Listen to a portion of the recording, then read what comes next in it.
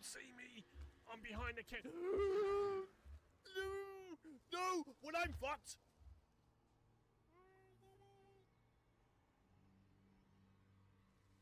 Do. Power!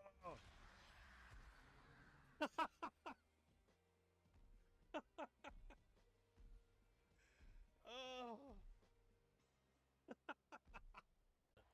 The neons. What do I do? I don't know what I'm doing. I'm not even in this, am I? There is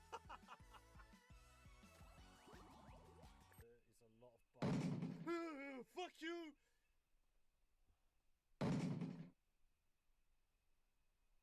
Yeah, it comes to the man.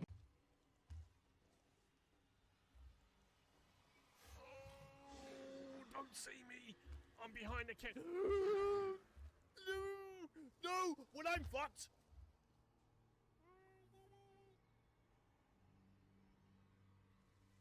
Do. Power!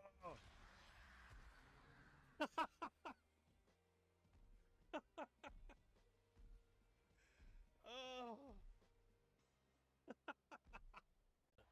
The neons. What do I do? I don't know what I'm doing. I'm not even in this, am I? There is a lot of bugs. Fuck you!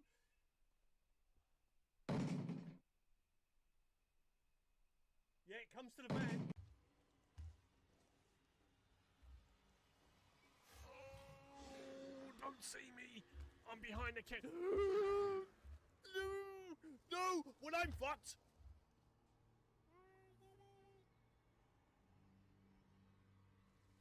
Do. Power!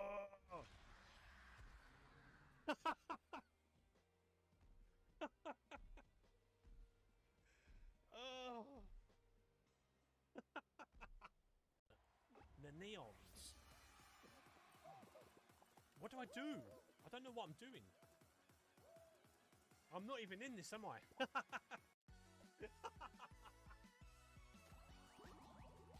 is a lot of bugs. Fuck you!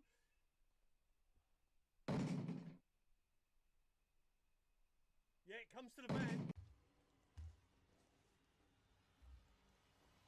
Oh, don't see me. I'm behind the kid. No! No! Well, I'm fucked!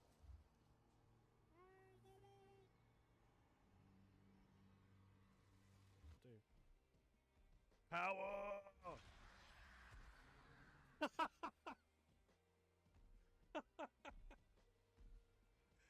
Oh. The neons. What do I do? I don't know what I'm doing. I'm not even in this, am I? There is a lot of bugs. Fuck you!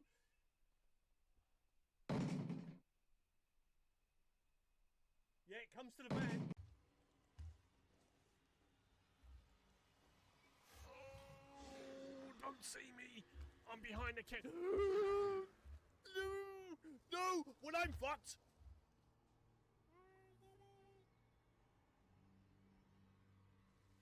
Do. Power!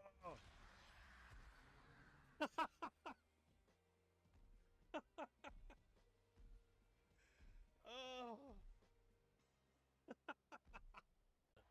The neons. What do I do? I don't know what I'm doing. I'm not even in this.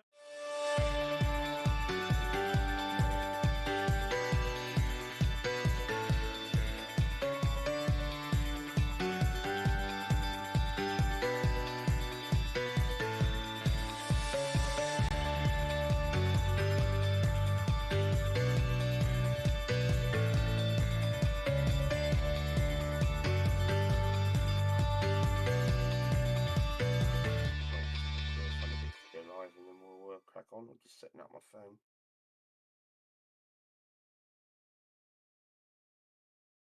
Whee! Oh, there we go. There we go. We are live. I've said that twice because my mic was off. Not again. Right, just making sure that wasn't off. How are we doing, everyone? Welcome to the Bits and Pieces podcast, episode 5. We are 5 weeks in, halfway to the double figures. How'd you feel about that, Freedy? I think we've managed to get 5 episodes in. I think we're doing all right. We're doing all right. We should mention, sadly, PizzaBeth cannot be with us tonight. She's not feeling too good. But how are you feeling anyway, Freddie? Hope you're feeling well, because I know you're going through the old lurgies. Yeah, lurgies. The dreaded COVID. Yeah, I've got it. I'm okay. I'm better than I was. Okay. Yeah, that's all I'm going to say about that. Otherwise, we'll be talking about that all night. Right. But yeah, I'm glad to be here. I thought I was going to miss it, so glad to be well enough to do it. Right. Okay. Yeah. Do you want to? So we're going to do our normal thing then. We'll talk about our spotlights, and then we've got some gaming news, and then we're going to talk about our well, there's a couple of things we actually want to get off our chest. I think one we said about it briefly last week. We was talking about, was it last week? I think it was last week. We were talking about the Phasmo update, and then goes to Hunter Corp update. So we're gonna go into that, and that is going to be quite a strong topic. I feel like spicy meatball. So let's start things off then. What say I bring up the information? Where is the curse of the dead god? I'm going to go first. I've just decided to go first because I've got the information right in front of me. So I'm going to bring up also, if you're watching on my channel, which I don't think anyone is, but if you are watching on the VOD, maybe you're watching on the VOD over on YouTube, you can also see that there. The Curse of the Dead Gods. So, Curse of the Dead Gods, it came out this year, actually. It's a roguelike video game. It's by Tech Games, I think, published by Focus Home Interactive. And it came out in early access in March. And I see it as a slight alternative to Hades. If you remember last week, I talked about Supergiant Games with Pyre, and Hades being one of their games. Yeah, it was like, well, I should be talking about that, but I think this game would have gone under the radar. This has a much similar gameplay, as did with the let me put that on there now. I think I'm going to bring this up as we speak. So let's bring that up. Yeah, so you can see it at home if you're watching. Yeah, it's as you can see, it's a dungeon. It's a dungeon crawler. As I said, I think it's a roguelike. So, it's got a difficulty is quite a high thing, as is all roguelike games. It's like the cell shaded graphics of it. Again, it's very Hades-esque. So it's hard to get away from that Hades thing without looking at this. But it's yeah, I just thought it was very interesting. I first saw it on Coon Carnage, and I don't. We briefly spoke about it. It's just prior to coming live. He has a massive audience, and I thought, okay, well, he's got a massive audience, but there's no reason why I can't play it. And you should never really compete with big streamers, because they're always going to take your audience anyway. And I had a couple of people come into it, and I know you, as you mentioned to me, but I'll mention it for the sake of the podcast. There was one or two people, maybe came in and said, wow, that's really bad, like your play style. I'm like, mate, this is a brand new game, first of all, because I played it on day of launch. It came out on 23rd of February, earlier this year. It came out, and I was like, well, come on. Like, Cone Carnage doesn't get that. And like you said, he pays for his mods. Yeah.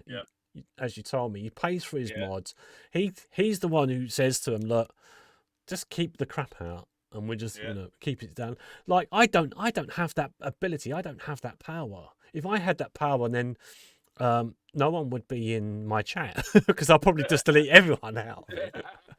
You know, but I think it's a really good game. It's a great action roguelike, dark fantasy. The way it's set up, it's got good action. Yeah, You do very start off a underrated. run. You start off with a run with a choice of weapons, choice of melee weapons, and you get a torch as well. So you can light up lanterns throughout the dungeon. Lighting them up helps. I think it slows down some of the enemies. I think that's the idea of it. It goes to show how long ago it was. I was just looking at some notes, or if that was going to be any helpful, but probably not. But it was just. I just thought it was a really good game. It's a great alternative to play, like Hades, because I think Hades had came out previously, the year previously. Again, that was a game I bought in early access, which Yeah, I'm really grateful to have done that.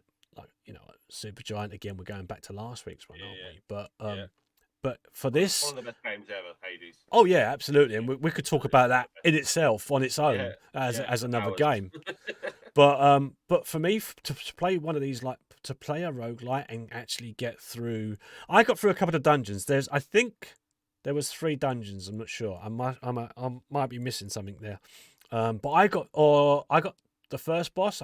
I managed to do, and I gave myself a little pat on the back. No one was in the chat for that. Of course, no one was in the chat for that because whenever you do anything good, no one's there to support Exactly. you. Yeah. They're only going It's to always pick on offline you. or something. Yeah. Yeah, Exactly. that when you're offline, you're like, no one's here.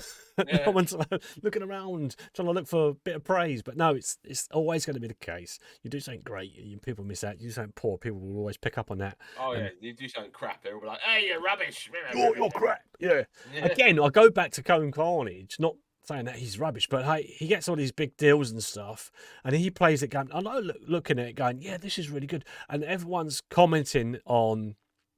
Like I said, his comments were all very positive.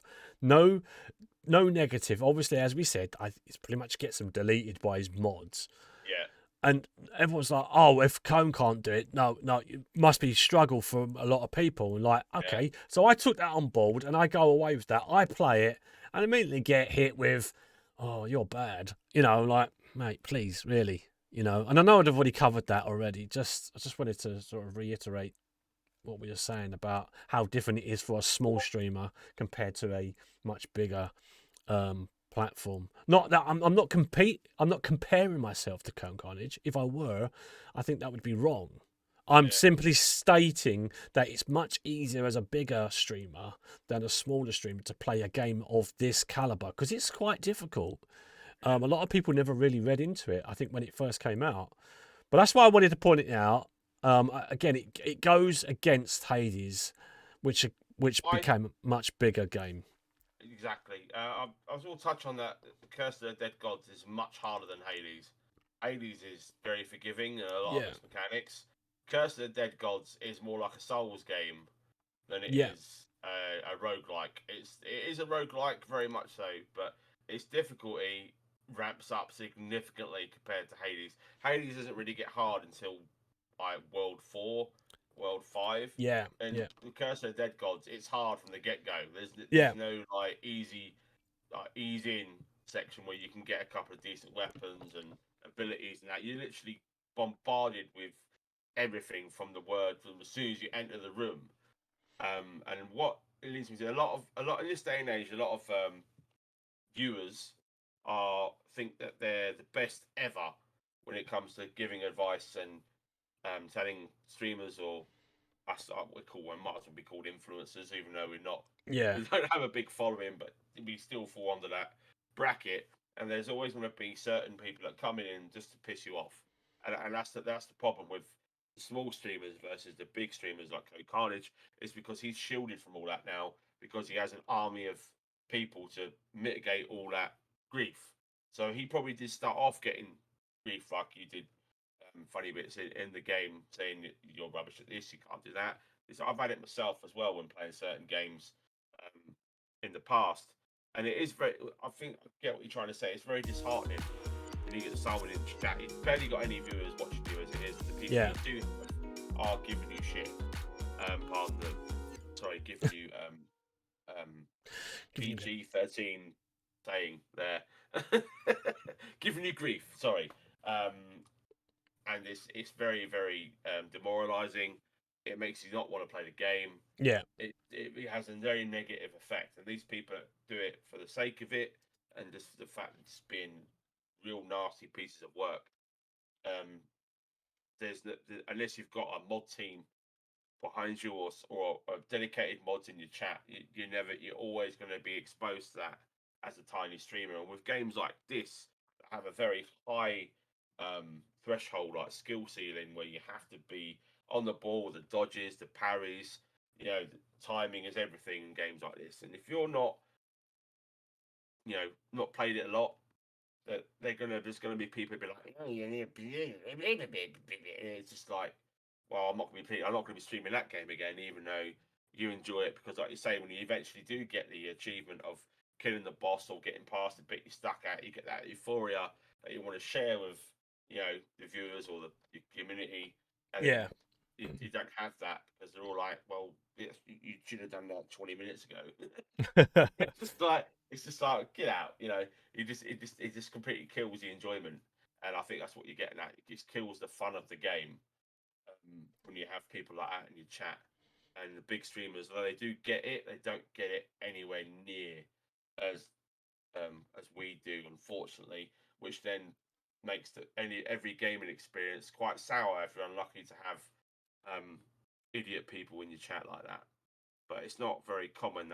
Doesn't happen all the time, but when it does, it's a very deflating experience, and it also puts a negative spin on that game as well, because you associate that game with, well, I played that game and I've got nothing but grief from playing it, so even though I like it, I'm never going to play it again.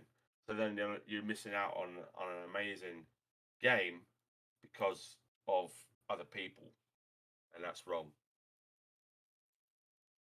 It's no, I well, obviously, like I said, that first one is like, it's very hard and unforgiving. But I got through the first boss, and I got onto the second boss. But yeah, I can't go on because it is procedurally generated, isn't it? As well. Yeah, randomly generated. It's worth mentioning. Yeah, it's just very like, it's one of those, what other games kept coming out, and I was like, I wanna finish it, but I want to go on to other games as well. So, and we was at that point, we were still in lockdown, so I had time to do it. I had time to do other things. Unfortunately, I'm never going to get a game to the end now, I don't think. Especially with, as I said to you before the call, or before we went live, I was with my job and that, it's like difficult. Sometimes we might have to move the podcast around just to fit within my scheduling. But I've been lucky enough to keep a regular week, Tuesdays, and we're going to try and keep that going as long as I can. But yeah, Curse of the Dead Gods, one of my favourite roguelikes, aside from Hades, that I've played. Very much enjoyed it. And the fact that I'm very proud of myself that I've got to a boss and beaten it. I can't often do it. It's like, especially roguelikes, I can't do them all. If only it had co-op. Yeah. If only it did. We'd be able to just help each other out, I reckon. Exactly, yeah. Did you ever pick that up? I'm not sure if you did or not. You did. Well, played it. It's yeah. on Game Pass. So it's on Game Pass. It's on Game Pass. So there you go. Yeah. If you've got Game Pass, grab that. Otherwise, Game Pass is so good, value for money. Anyway, yes, it's definitely worth picking up. If you don't have it, it is $17.99 on Steam. Yeah, and I think it is only available on Steam at the moment and Game Pass. So, which suggests it might be on Xbox. It's on Xbox, yeah. Yeah, so I was going to say that. I was thinking about it. So yeah, there we go. Curse of the Dead Gods. It has very positive reviews on Steam. I don't know what. That's the information I get coming up for me at the moment. Like I said, it came out in February, so it's been out this year. It's one of my favourite games this year, but it's not necessarily the best game of this year. We'll get to that probably towards the end of the year. I reckon that might be something we can talk about. But that's for a future episode. Let's concentrate on this one this week. So, 3D, do you have a spotlight for us? I do. I'm going to be talking about Valheim. I don't know if you remember this game came Oh, out a little while ago. oh, Valheim. Um, Mm-hmm. yes, it was a toss up between Valheim and the other Valheim based game. Um, what's it called? Midgard something. Yeah, Oh, what's it called? Tribes of Midgard. I Tribes of always forget the name of Midgard. it. Yeah. Right. So yeah. So it was a toss up between that one and Valheim. What I was going to talk about. And yeah, Valheim is. This is going to be a bit on the negative side, Oh, a negative for. because this game it had so much potential, and we played it quite a bit when it first launched. Me and Funny Bits, and we played it quite a lot actually. And I spent hours. You remember that base I built with all the stuff, and Yeah. spent ages building the I'm floors, the walls, I'm laughing farming. outside, but inside I'm crying. Yeah, it was. I spent like days building this. Unfortunately, I don't have any footage of it anymore. But I spent days building this giant base with all the things. Even you built a bloody inn and Oh, I did. I built an inn. and a Yeah, toilet. Yeah, and an outside toilet. I built an outhouse. Yeah, you built Everything. Yeah. you built a really good community, and we just ended up playing on my server for some reason. And yeah, it was fun for a while. It's obviously, if you've not heard of it before, Valheim is where you're a cursed warrior, basically based in Norse mythology, and you're sent down to this Valheim place where you have to restore your honor, and you have to basically beat 7 gods or 7 demons, dragons, whatever they are, and then get back into Valhalla or Valheim, where I'm still a bit sketchy on what the actual story is. Um, but then you have to punch trees, rocks, and trolls in the face to then build your buildings, like your beds, your walls. It's a bit like Minecraft if you've played Minecraft before. Yeah. You farm wood, stone, fish, food. You hunt deers as fast as the flash, and you can't catch them. You literally have to make a bow. You need them to make a bow and arrow, but to kill them, you have to have a bow and arrow.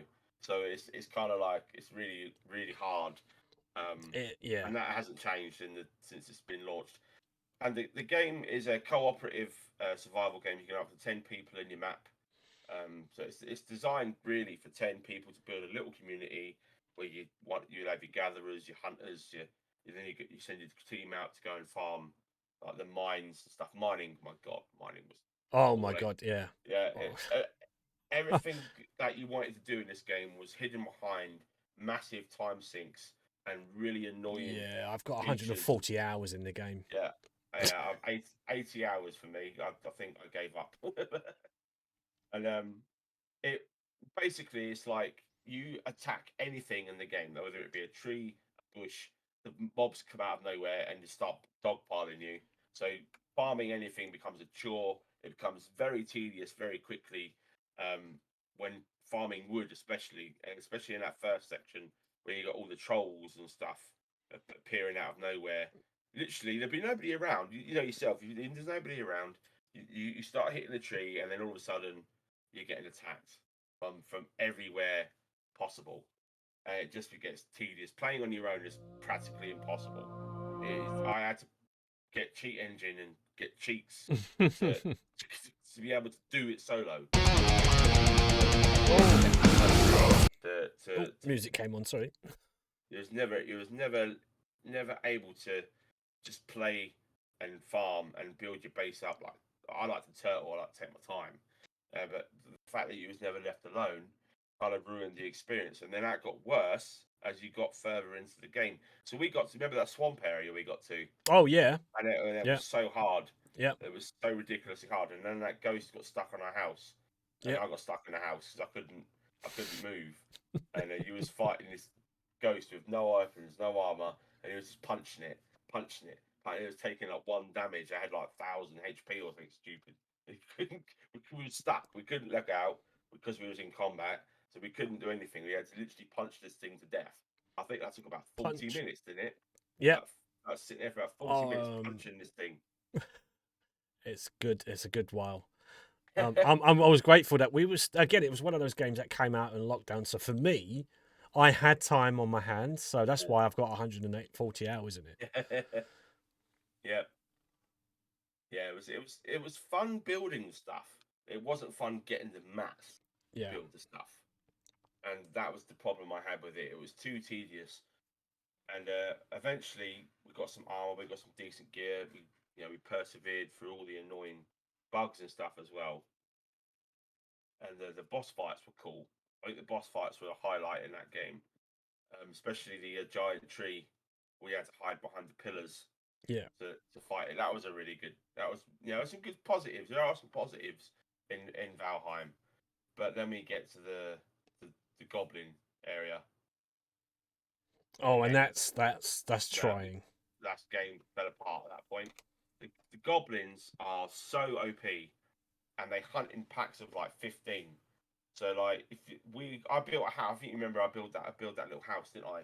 Oh And yeah. we was constantly besieged. Like as soon as we left the door, just goblins, and then we had those animals as well. Those big fuck off. Sorry, those big massive, massive mammoth type Beep. things. Beep. Where's my beep sensor? Beep button.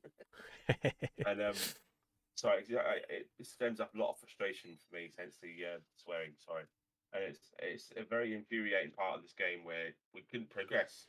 We were just stagnated in this house where we needed to go and kill the goblins, and that there was an area there was a resource we needed to get, which is why we built camp there. And not to mention the maps are massive, randomly generated, and we had to build a ship, and we had to go all the way to this area miles away from base camp. So you had to build like 1 million base camps to begin, which took time and got really. And the worst thing is, without mods, I couldn't. I had to mod the game where I had to put ore and stuff was available to go through the fast travel points you could build, because the fast travel points by default wouldn't let you carry ore through the portal, which I thought was dumb. It was such a dumb decision. You got to set up bases away from camp, but you're not allowed to take the resources with you. The only way the game originally told you to do that was It's ship. strange. Sorry, I want to interrupt you. It's all right. It's a strange concept in the fact that the ore that you're taking through is for the armor that you need to wear in order to beat or survive those waves. But so you could wear the armor made out of the same ore, but you couldn't carry the raw material. It was a very strange decision on the devs' part. I was going to get to that. Exactly, and it was really infuriating. And despite all the pros from having co-op, and it was fun to play, and it was really good laugh. We had some good moments, especially with the deers. The deers was a classic. We were in the middle of chatting about something, and we were both hunting deers, and we just both went deer. it's like the Doug the squirrel moment. Yeah. And that joke has stayed with us since that game. And but there was some good, and the big troll that wrecked our house as well came along and just went. Remember that was infuriating. It smashed up the entire area of our house and base, and we were just like, what? They destroyed my pub. Yes, they did. It was awful. And I know this is quite lengthy talk about Valheim, but it didn't get any better. They brought out an update, Hearth and Home. They revamped the food, because the food was a way how to get health and power and stamina. Don't remind me of power, please. We used. I probably should explain it, but yeah, that. Go on. You explain. This is quite funny. Okay, so, you get given powers, didn't you? You get if you defeat the first boss that you take on. Gives you, is it a stamina upgrade or stamina, buff, isn't it? It's more of a buff. Yeah. And I, in the best sort of, what came into my mind when I said this was Jeremy Clarkson does that when he goes into a car. And that came into my mind as I said it. You was in my chat, and I was about to attack something, so I was like, I'm going to power up. So I put my power up on. I went, power! I literally got killed. Yeah, I just literally exploded. got one-shotted. I got Yeah, one shotted by this bleeding troll. Yeah, Like, I mean, we're talking about trolls on the internet, but this is real. This is yeah. real. Yeah. So every time I say the word power, I now have nightmares. But yeah, It was really it was one of that. It was so fun. It was about Valheim. Really good game. I was going to say I had some good times on it, but the amount of energy I've probably wasted on it as well. It's like it's a bittersweet for me because it's like there were some good times, but those good times were almost on par with the bad as well. I think that was fairly well balanced. I mean, yes, it's a lot of people. I don't know if there still has players in the game anymore. It went up I to think 6 million people were playing it at one point. it became the fastest selling game Game, yeah, um for, for a long for a time. little while, yeah. Like I said, it came out February. It came out actually Yeah, just before um and the then game I they, talked about, Curse of the Dead Gods. It came out just yeah, before that. So yeah. What went wrong was basically they didn't keep up with demand for the updates. They kept saying they're going to do this, that, the other, quality of life improvements. They said they was going to put in that mod where you could allow ore through the teleporter, and then they changed their mind, which pissed off a lot of people. Pardon the French, but they annoyed a lot of people with that regard, and a lot of the fan base got bored because once you killed or once you've like because they haven't released the other, they still haven't released the other bad guys. There's still only 5 in the game. There's yeah, supposed to be like 10, I think 10 bosses, and they still haven't released any more bosses. So they've focused on stamina. Like I was saying, they've revamped the food, the stamina situation, um, and it's worse. It's a lot worse now. It's a lot harder than before, and the game was already difficult enough. So the community have basically abandoned the game. There's hardly anybody playing it now. I think it had at one point it had like 200,000 concurrent players at peak, and now it's down to like 1,000, 2,000, something like that. There's a massive drop in a short span of time as well. Not even a year has gone by. Um, is it still in early access? I was going to ask you the same question, so I don't know. I think it's still in early access. I'm not 100% sure on that Yes, one. it is. Looking at It Steam is. page, it is in early Right, it is. So access. it's still in early access, and development is very, very slow. And they haven't fixed a lot of things. There's a lot of bugs now since the Hearth and Home update. There's a lot more fiddly stuff to put in your house, which requires a lot more fiddly things to go and farm. And it's just a time sink. It doesn't give back on that investment. Yeah, It's in this day and age, time is valuable. People don't want to spend hundreds and hundreds of hours of nothing to show for it. I mean, I gave up at 80 hours. You gave up at 140 hours. We talked about going back to it, but when I loaded it up, I was just like, nah, this is boring. I can't do this again. You know, yeah, I did. it's just very tedious, immediately tedious to play, and without cheeks, without giving me like infinite resources and stuff, it's just too much. It takes too long. It's too much of a time sink, and that's detriment to the game now. I think I said that back when we was playing it that it takes too long to farm resources, especially like if you've got to go backwards and forwards and getting encumbered and that. Without mods giving you a higher stack, you end up having like from wood, for example, stacks at 50.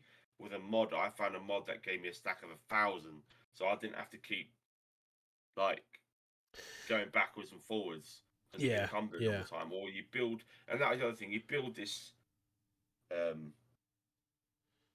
wheelbarrow thing. Remember, we Oh, built a the couple of them. wheelbarrow. Oh, yeah. Yeah, and The cart. yeah, It's and then they basically got stuck. it's it's They horse got and cart, stuck but on the without a floor. horse. Yeah, Yeah, and then you have to pull this cart along yourself. And they missed a trick where you could have tamed some deers or a bear. They could have done something with that, so you don't have to do it yourself. And then you get stuck. And if you didn't flatten the terrain, the cart would just topple over, and all your loot would fall out of it. And it just became really, again, really infuriating. it's that unfortunate. procedurally generated landscape that happens Yeah. quite often in open world survival crafting games, where what you like you said, you've got things grass growing outside of rocks, which doesn't it doesn't look great for the game because it's obviously unnatural occurrences, but you've got those kind of unnatural odd shaped curves that you have to go over, or certain terrain that you go across that isn't natural, and something that's got a round will end up bouncing flying off into a million miles, Yeah. which I've seen. One of its poor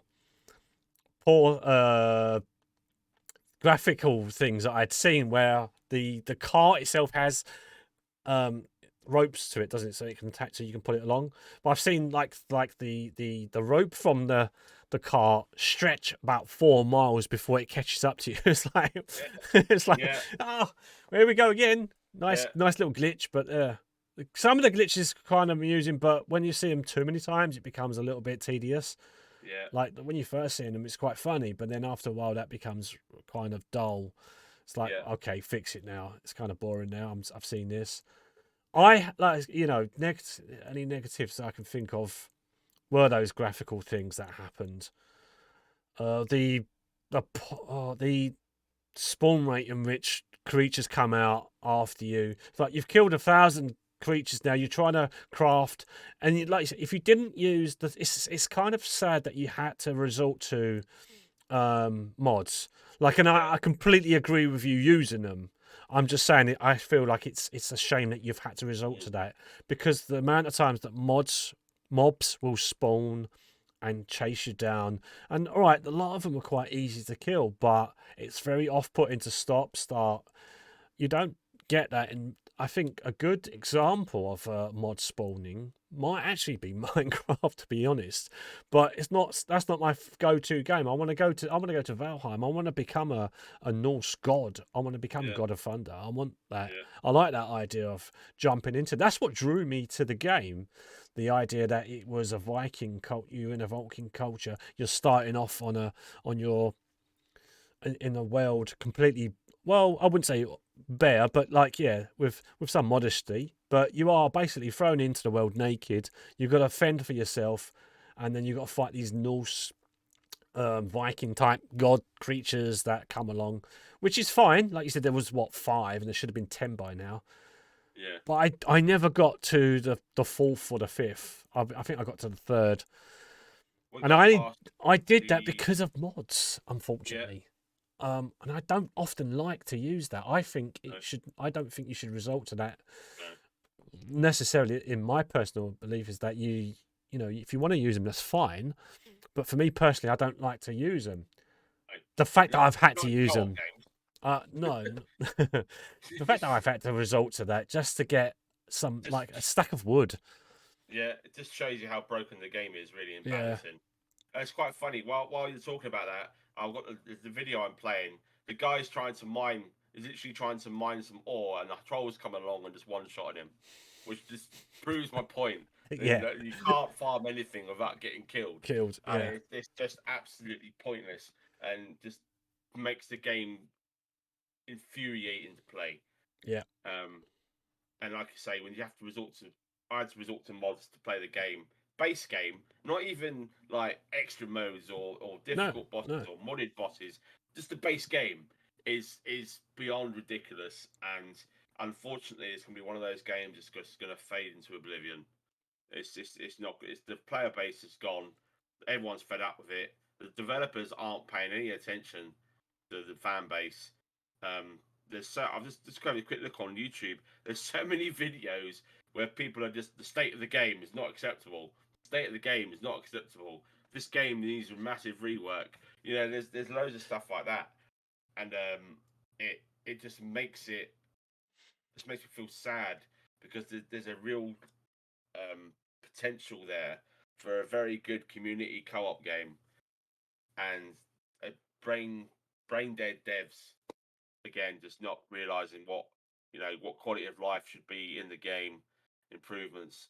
and what the fans want and what the gameplay, the people who are making content on the game want. You ideally you want to be keeping your influencers happy and giving them some degree of what we're asking for. But the fact that they're focusing on things that aren't important and not focusing on game breaking bugs, difficulty spikes. The trolls need nerfing big time. It's early game. They shouldn't even be in that area. They should be in the area with the goblins. I mean, there's no way you can kill. How long did it take us to kill our first troll? Oh, it took too long. It took ridiculously length of time. Just for something that shouldn't actually be affecting you, like you said, until much later on once you've developed your character enough to a level where it should be capable of taking on trolls. But and then on that subject, when you go to a brand new area, you've got to do it all again. So you've got to get the new ore, you've got to get the new items, you've got to get the new stuff. You've got to go into all the dungeons, which I think I didn't talk about. All the dungeons in this game they have must-have items for you to be able to build anything decent. So you can't build a forge or the blacksmith stuff without going into these dungeons that are, some of them are full of trolls. I don't know if you ever went to. Well, I went to a dungeon that was just literally just all trolls. It was like I had a wooden shield and a wooden bow, and they was doing like 8 damage. 6 to 8, yeah. And there's like 15 of them in this dungeon, and it's just like, where's my instant kill mod? It's God mode. Yeah, exactly. God mode activated. God mode activated. You just fly around. That's what I did. That's what I did. I did God mode and one shot at them all. And then I was sitting there thinking, what's the point? You know what I mean? And then I went into another dungeon and they had those wraiths. You know those wraiths that we got stuck. I had a whole dungeon full of wraiths, and this was in the second area. Swamp area. So it was like, why? So it's absolutely brain dead. I think we can talk about this until I'm blue in the face. You're turned into a troll. It's just like the colour of a troll. At least it's blue. I'll probably finish off talking about it myself. I'm gonna. It's okay. It's just. If you wanna, if you wanna summarize it, it is. Words. It's crap. It's crap. If you are, of course, if you are interested, it is by Irongate AB, developed by Irongate, and it's published by Coffee Stain Publishings. I'm giving it a salesman rep. I don't think it needs it. But I'm gonna. It is $15.49 on Steam. Buy it on the sale, and if you've got a couple of mates to play with, you might have some fun. But if you're playing it solo, be prepared to pull your hair out and headbutt the wall. Lots of times.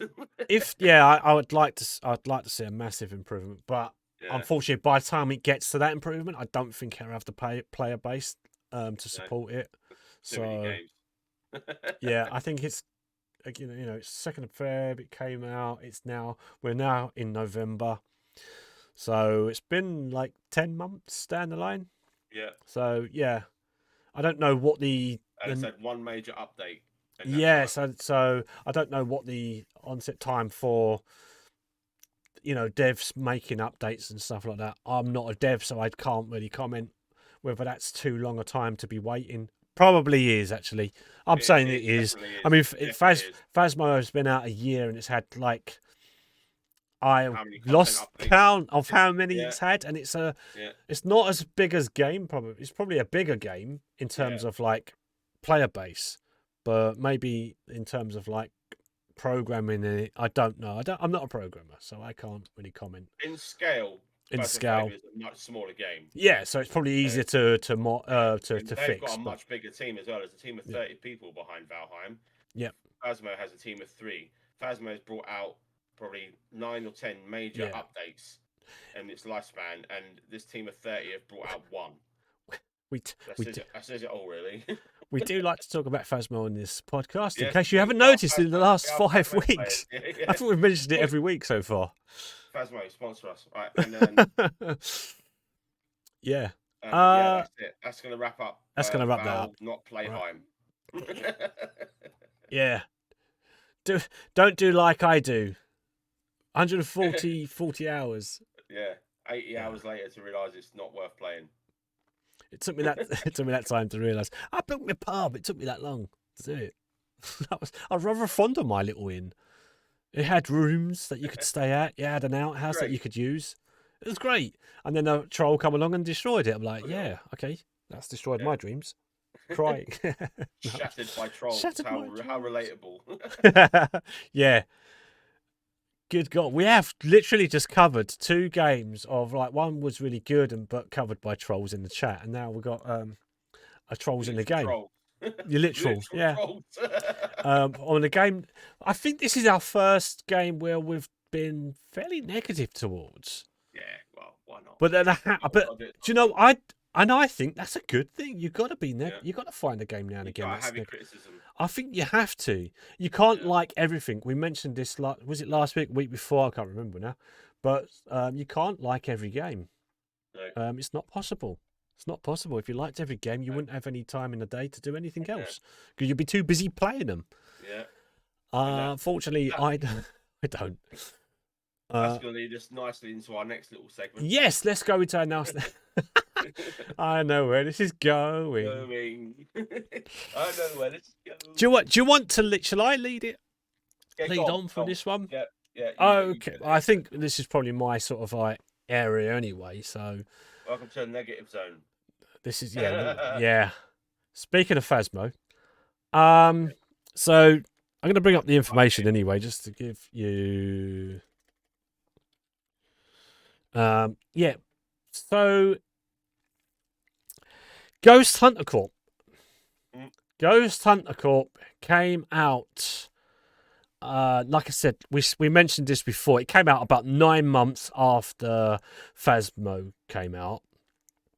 And it was it was good to see that. It was good to see another ghost hunting game on the heels of by that point a much popular. Well, it's the only game of its type, a ghost hunting type where you have to search for ghosts by looking for, first of all, evidence of what that ghost is, what type of ghost it was. But then this added an element of you now have to exercise it. And I thought, hey, this is great. This sounds brilliant. It sounds like a good game to go with. Could it be? We were concerned or maybe excited as well that it could be a Phasmo beta. We pretty much, I say we because our community, Beth included, because I know she's not here today, but hopefully she's getting some rest. But hopefully, if you are listening, Beth, we still are. You're still with us in this conversation. Me, you, Beth, I think Expense, who's in my chat now, maybe I think he's in your chat as well. Yeah. We've all played it, so most of our community have played it. But for those who are listening elsewhere on other platforms, iTunes, Spotify, so yeah, if you're listening to this, Ghost Hunter Corp had a very promising start. It was like, yeah, okay, right, this looks really good. It looks very scary. I think my first attempt at playing it, I was too scared to go into the house to investigate it. Yeah. I've played, by that point, I'd played Phasmo quite a lot for me to get some experience of playing a horror game where I'm being chased by a ghost. For me not to go into a house because I felt too scared of it, that really spoke to me, and I was like, I could really get behind this game. I really like this. I like where we're going with this. You guys got involved. As I mentioned, you came on board. We started to enjoy it. I had some other people who followed me and were in my chat. They were like, would you like help? I was like, yes, please. Would you mind helping me? Holding my hand. Yeah. And I'm like, sure. We went round, we learned a lot about the game. Yeah. So I'm giving you lots of positivity on the game. Do you want the negative? Freely. Right, I'm the good cop, bad cop time. Right. I will say that the game has its moments and it has been fun to play in the 40-odd hours plus we've played together. I mean, I've pretty much played it with you since its launch. Yes. Yeah. We basically play. I know you played it on your own a couple of times, but Yeah. for the most part, we played together with Beth, Alex. We had Sparrow Hyde come in as well, and Draven Hyde come in and play with us. Yeah. As well. And to be honest, it's been fun when the game has worked. It's been very fun. We've had a lot of good moments, a lot of laughs. However, unfortunately, the state of the game now, especially after the last update, which was pretty much a joke, to be honest. They basically, the game is defunct of all like decent animation, UI, character animation. It's to the point now where it's detrimental to the game. It's been out a long time.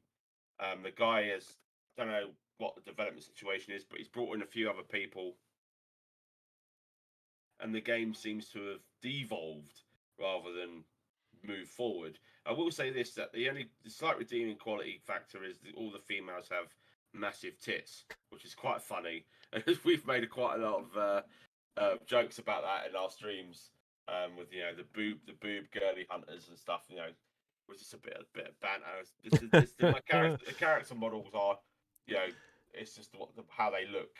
Unfortunately, the blokes stand exactly the same way as the girls. So the girls stand with their arms behind their back and they stick their chest out when they're idling, and the bloke animation does exactly the same.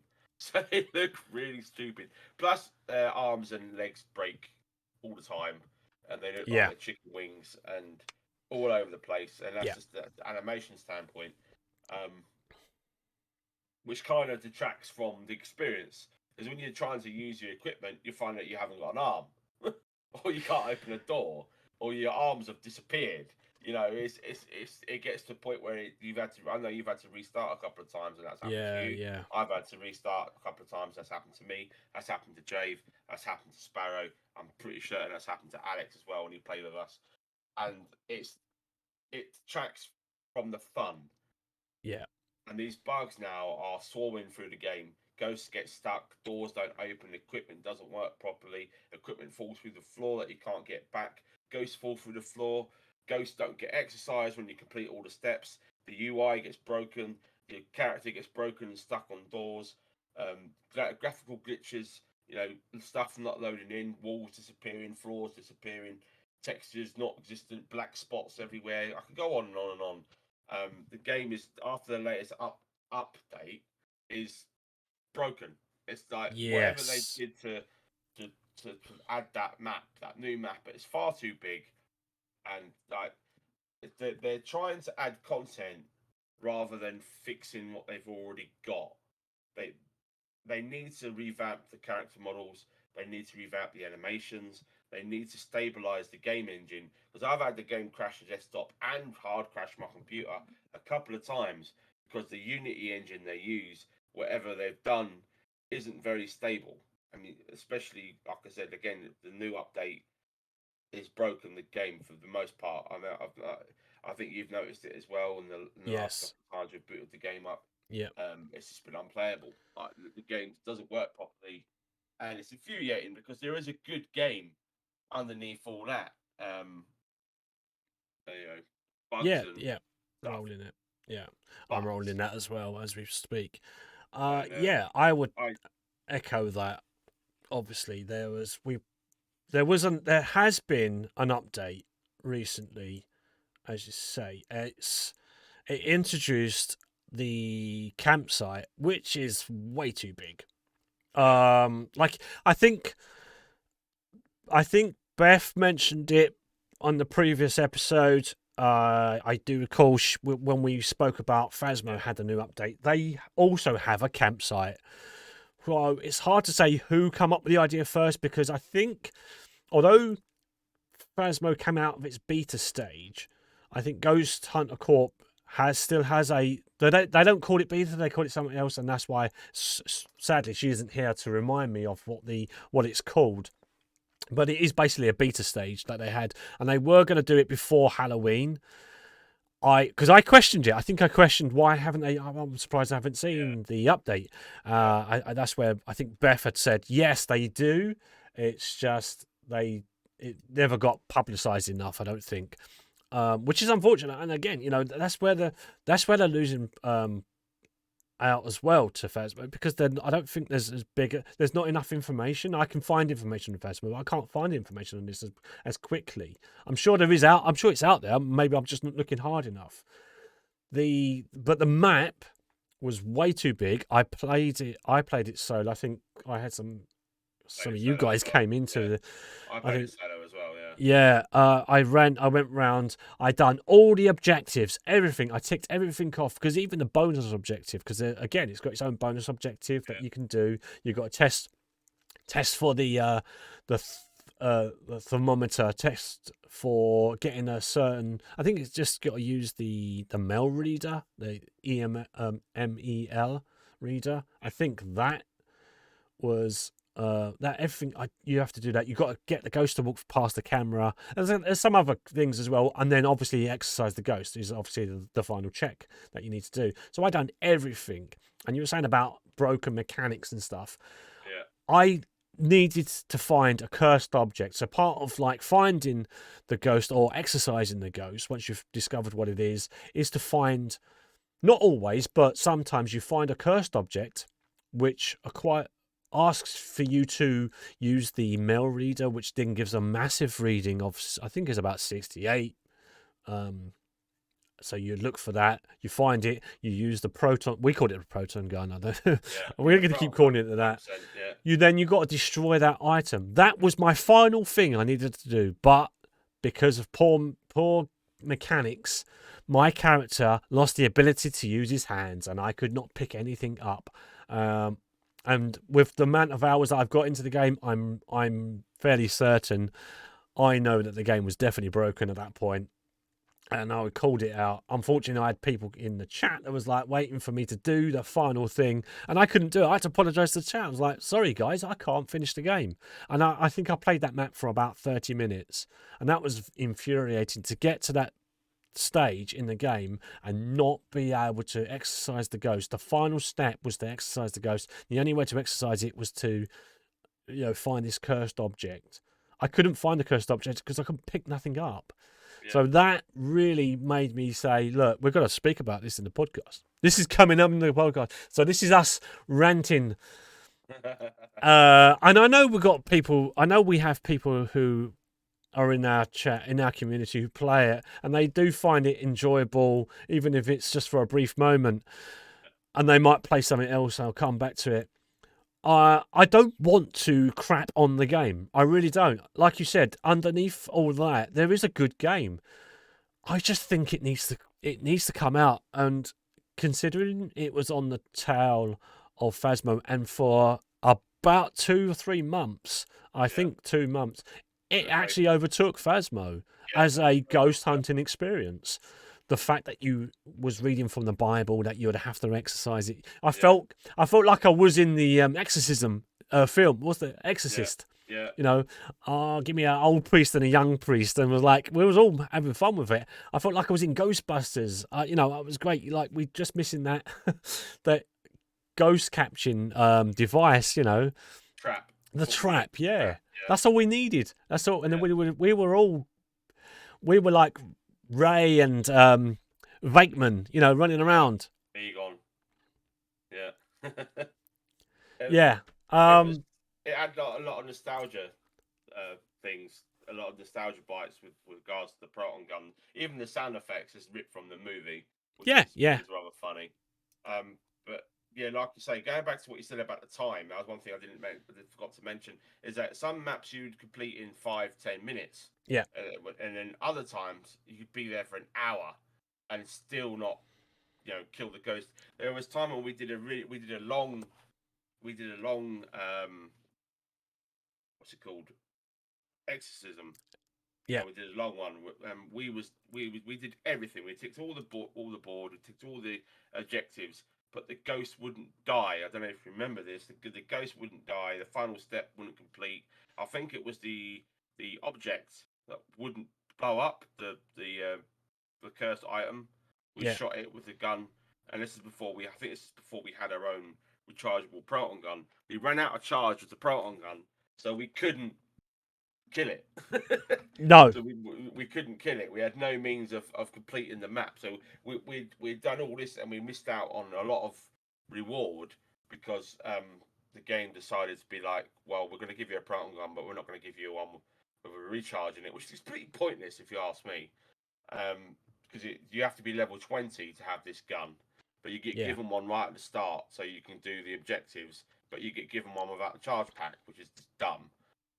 So just again, that adds unnecessary padding to you having to farm all the way to get your own one, and then if you die, and on harder settings, you lose all your stuff, which is neither here or there really. But the game, with how buggy the game is, you could put, when we played on a hard setting, I remember I put down one of my lights and it just fell through the floor, and I couldn't get it back again.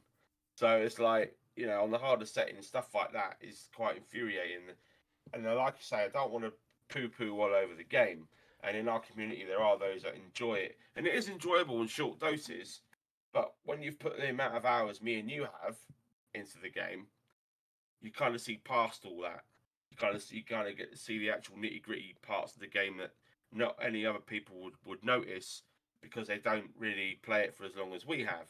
So we get to see all the problems, all the niggly things, all the bad animations, the things that get trapped, the broken mechanics, that sort of thing. Because when you're playing in short doses with mates, you don't really notice any of that stuff really, unless and apart from like the ghost not dying and your arms getting broken when you're trying to open the doors. And I know. What is that like weird thing that it does with the wrist? I mean, I'm showing it on camera, but like to explain it on anyone who's just listening, but like it does a weird thing that the wrist just sort of like pivots around on its own. It's just really weird. Pivot. It's broken. It just don't work properly. It is a shame. It's a real shame. It's really sad to see the game go downhill. And it had at one point it had like 20,000 coherent players. Now it's down to like 500. Yeah. And it's non-existent on Twitch. Twitch there's not even streamed anymore on Twitch. No. And it's a sad. It's really, it comes down to the developers not responding quick enough and getting stuff done while the game was still popular and had the hype train behind it, because it really had the potential to be a Phasmo beater, and unfortunately, from whatever the situation was, they didn't capitalize on the hype, and we've now got a game that's now wallowing in the early access recess pits of ambiguity, where it's going to be forgotten about. It is sad to see it happen, and I'd love for it to actually be better. I don't think it will improve. I mean, it came out in July. Yeah, it came out in July. They're boasting that you can have up to 6 ghost hunters. There's not enough people are available. The only way to still play it on, I do believe the only way to still play it as a co-op is to invite people in from your friends list on Steam. So, like your Steam friends list, you can't. There's no open lobby that you can't join other people's games. That was something that it's hard to compare, and I don't want to do it, but I'm going to say it again. But that's what Phasmo had at the start. Phasmo has its problems. Yeah. This has bigger problems, and I think that over the two, I'm always going to go with the first. Yeah. Without saying, If you want a decent co-op ghost investigation experience, Phasmo is a no-brainer. And if you've got friends to play with, all the better. But like you say, Phasmo has open lobbies where you can just go and join. And for the most part, most of the community is fine. There's one or two idiots I've come across, but I've never come across anyone who's really, really nice. I think that I belong to the Discord community. They are the nicest people that you can speak to. There are going to be one or two idiots, because they're hiding behind their keyboard. I can't get hurt because I'm hiding. But Warriors unite. Exactly. But yeah, on the whole, they are pretty decent people. There's most of the people I spoke to in the lobbies were very, very polite, especially early on, and I still think it carries on even to now. A lot of some of them have dropped off. That's fine. That's expected after a game has been out a few months. But this game will not have anyone to play with, and that's what I said. Like 6 people, can only be 6 friends. Not, I don't know. I know more than 6 people, but they're not always going to be available when I want to play, and so the most you're going to get might only be of maybe 4. Yeah, I really wanted this one to do well. It has so much potential, and unfortunately, it has dropped massively. A bit of a clanger. I think that update, it was just for a new map, and that was sad. They never really updated. They updated a little bit of the UI, but that's it. I think there's a bit of a color scheme. They initially just called Ghost Hunter Corp. Now they've called Investigation and Exorcism Ghost Hunter Corp. So they've given it a slight name change. That change on the name won't help your game if you don't fix the problems that are in it. Signing a new title won't bring in new players either. No. Just it looks great, the name change, but because I owned the game, I'll come to this, and it's got mixed reviews, mostly positive reviews, but that was when it came out. Yeah.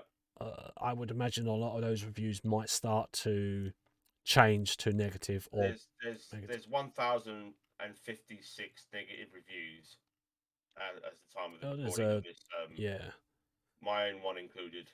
I've literally going through the reviews, and that obviously because you're on the friends list, that's the first one that comes up. Yeah.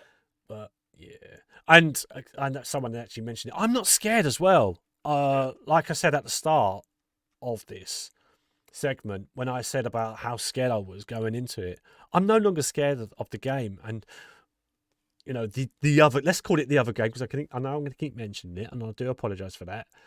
I shouldn't have to, actually. It's a leading example of how Ghost games should be. I was scared. I'm still scared of that other game. Phasmo still scares the crap out. Oh, it still scares me. Yeah, no, I'm grateful for it.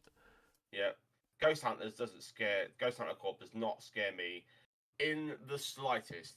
It is so poorly scripted in terms of like its events and stuff, and the map, how everything is either too big or too small, and the Ghost AI, Phasmo will catch you right out of the gate with well timed, executed. Not just ghosty noises like ooh, like Ghost Corp does. There'll be like Phasmo does piano sounds, creaking, doors opening and closing, windows opening and closing, stuff being thrown. It generates that sort of atmosphere, and you can't really see what's going on. In Ghost Hunter Corp, you don't even need a flashlight. Yeah, actually, that's true enough. With no flashlight, you know what's coming a mile away, because the ghost will pick up the heaviest thing in the room and throw it at you, and it's just like, well, okay, you're here, and then it goes boom afterwards, and you're just like, wow, I'm so scared. You mentioned about flashlight. They introduced a new fog lamp, so you could see through. It's the idea that you'll be able to you have to use it to see through the fog. Yeah. I didn't need it, first of all, but also the fog actually bleeds into the van. So you're on the location. So when you're on location, you're in the van and you're covered in fog. It's like, no, that's not how that works. That's not how it works. It doesn't seep through metal. No, it shouldn't. It shouldn't do. No, so yeah, again, I think I would give this. I'd give it a little longer before I give up on it completely, but it's not going to be the first go-to ghost hunting game. Probably won't come back to this game until it's officially out. Yeah. Once it comes out of early access, I will reinstall it, and have a look at it again, and then I might change my review. But as it stands, as of now, it's one of the worst games in the ghost hunting co-op thing you can get. And that's me after 42 hours playing it. So I think I'm valid in saying that I'm quite experienced in this game. My funny bits as well is also put about a similar sort of hours. on Maybe a the bit longer. benchmark Yeah, experience. about 50 odd plus hours. I think you've got a bit more than me. Yeah. But we're in the same sort of pool of experience. Yeah, And yeah. opinion of the game that is just, even in a sale, it's not worth getting. Wait for it to come out of early access and see what we say about it before you buy it. Yeah, our And, opinion matters. yes, we do. It does. That's why you're listening. And it's going to be a good game. Hopefully one day. I Yeah, really want to yeah, come yeah. back to it. I want to and come back to it as well. play it because it generated some funny memories and we've had some good times in it. I'm not saying that the game is complete trash. It just needs a lot of work now, and the devs need to stop making maps and rather make the game functional and fix the animations. I don't want to see chicken wings and big boob ladies all broken and twisted up. Oh, the running animation and when you're watching just another bad. player is And and the blokes run like they got a stick shoved up their ass. It's funny, but it's also not. It shouldn't. Yeah, but we shouldn't be laughing at that. No. That's the problem is we should. It does have a better character models than Fez. Would you agree? I think Fez has a different. I think Phasma has slightly better character models. Really? I think Ghost Hunter Corp has better female character models. That's because you noticed the boobies. Exactly, but that's the only reason. Yeah, but you're absolutely right. You know what? You're absolutely. I'll take my. I'll retract my statement. I'll retract my statement. If you compare them, right? If you compare the female, I think the best looking female Phasmo character model is the brunette, right? That brunette is quite okay. Compare it to the big titted tank top lady. There's no contest. There you go, everyone. There's a positive to every negative. Boobs. So yeah. Ghost Hunter Corp with boobs makes it so much better. All is forgiven. Boobs, yes, we worship the boobs. I'm joking. Honestly, I'm not that. I like asses as well. I'm more of a leg man myself. Oh dear. Digging myself a grave, I might as well jump in it. You know? Oh dear. See, this is why we need Beth to bring equilibrium to it all. We can't talk about boobs with Beth. Well, I know, that's what I mean. We need to balance it. We can't bring her. We need to. I think she needs to come in to calm us down. You know, or you. Yes, me. So yeah. Can you tell I'm married? Ghost Hunter Corp. There you go. It is again. It's it's what if you are interested. It's $30.99 on Steam. It's from Studio Goopy. I don't know. I can't pronounce it. It's their first game. It's their first. It is their first game. Yeah. First game. Made it in Unity, which I hate. Well, there you go. That's why. That's another podcast in itself. That's a podcast on its own. That's an episode just waiting to happen. Yeah, Unity. Why? There you go. That's a short. Yeah. The intro song was longer. Exactly. What, the shortest podcast ever? Do you have any news? No. Right, we're done. Next week. Oh, right. I think we're done here. I think should we move on? Have we got releases? Should we look at some releases? I've got some releases that come out today. I mean, but if you've got the news, you go ahead. I've got no news I can come to. I've got a few bits. I ain't got much. I also, if we could do a little bonus segment, I would like to talk about Elden Ring. Yeah, if you want, let's do that. I would definitely want to talk about because I don't know if you've watched any of the gameplay from the closed alpha network test. That was sent out to all the popular YouTubers and Twitch streamers. But I'll talk about that in a second. News-wise, I haven't got any major news. The only juicy bit of news I have really pertains to Rockstar and the release of the San Andreas remakes that came out. Yes, yeah. That came out on Game Pass and Steam and all the other platforms. So negative reviews and one of the lowest rated reviews on the internet. Not Rotten Tomatoes, the other one. What's the other website? Metacritic. Yes. 0.6 average review. basically the game was released in a broken mess as usual with these big companies. They always release these games in remasters. I don't know what they do with them. They don't remaster it. They break it and then release it and be like, oh, it's fine. It's meant to do that. No. Basically, it's released to awful reviews, negative reviews across the board. Rockstar flat out denied the game there's anything wrong with it, even though there's videos of twisted up. You think Ghost Hunter Corp has issues with twisted arms and things? You watch a video on that. Wow. I can't get it up at the moment. She said, and hey, Hey, there's let me going to be try and a there. She said in there yes, somewhere every episode of that, every week. let me see if I can find You want to get a T-shirt? That's what she said. yeah, There you go. Marketing already. We're just yes, definitely. Let me just, I'm just trying to get some footage. 1 second. Yeah, no worries. Right. Is that actually available at the moment? It's out. It's out now. But I think Rockstar have recalled it. Okay. So there we go. This is the bugs. I've got a bug video loaded up. You should be able to see it now. Hang on. If I press the right button. Right, there we go. So we've got bug and glitches.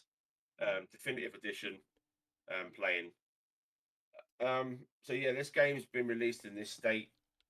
Rockstar have denied any wrongdoing or any. There's nothing wrong with the game. They've basically flat out denied refunds.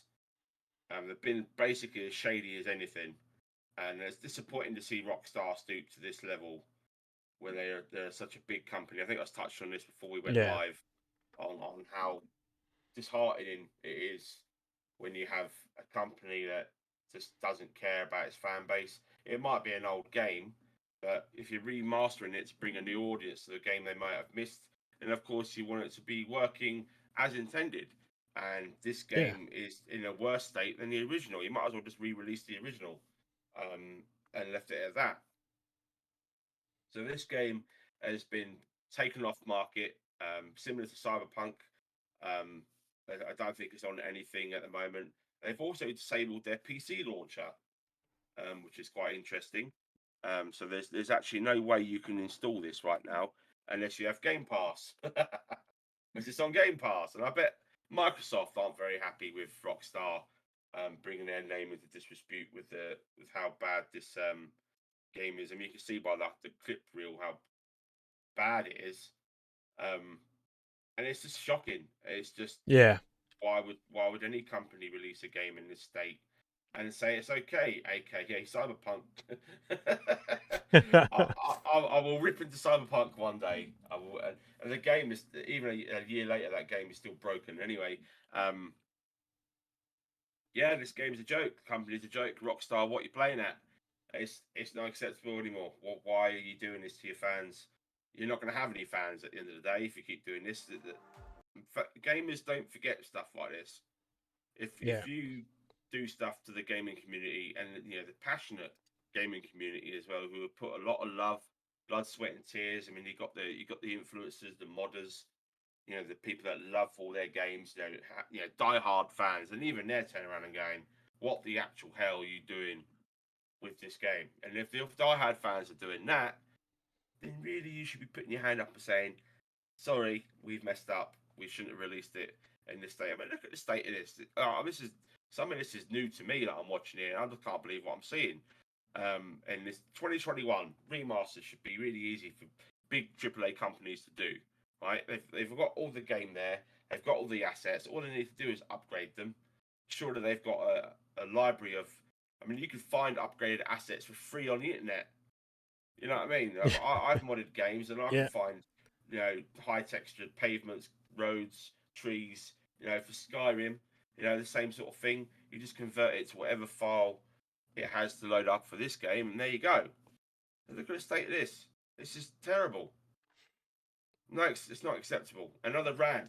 No, so the Right. This is negative me. zone. The negative zone. I know it's meant to be a news section, but I'm pretty you're in agreement with me, Steve. This is not.